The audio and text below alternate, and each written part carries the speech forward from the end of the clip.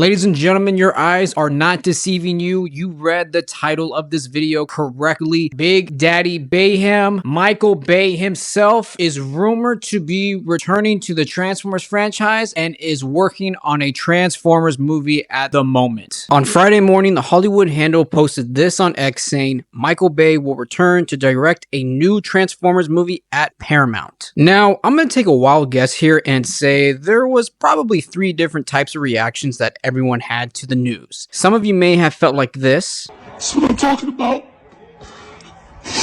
This shit means something to me, man. Maybe some of you have felt like this. Or possibly had this reaction to the news. You know what?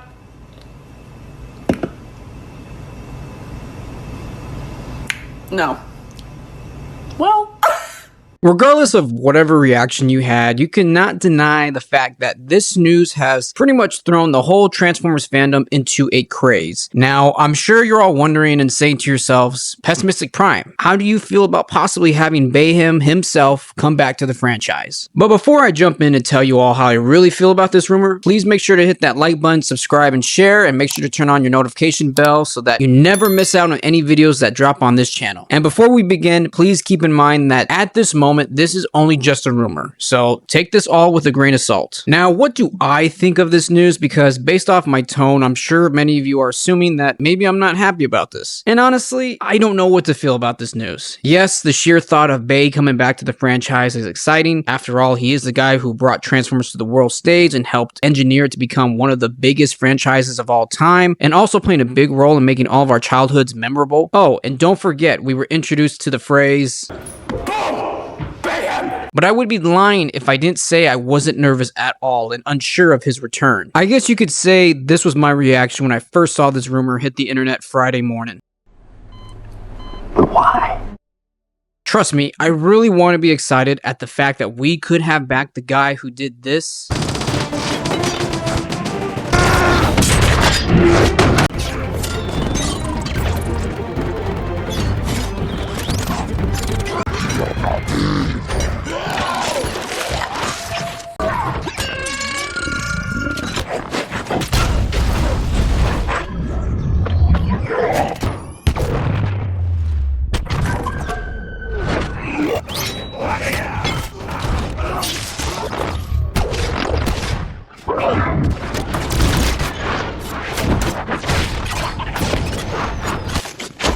Hold on. What is that? What? All really great stuff, and that's evidently shown by the box office numbers for the first 4 films. But we also can't forget that Mr. Bay was also behind this. How many times can you get tased in the nuts before you can't have kids? Huh? You know. Name's Wheelie. Yeah. Say my name. Say my name. Were you masturbating? Fuel the jet. Fuel the jet, DJ. Hey, Professor, I'd do anything for an A. All right, Grace.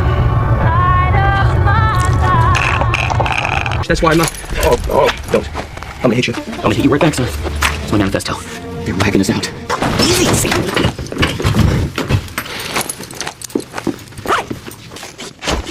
Hold on. What is that?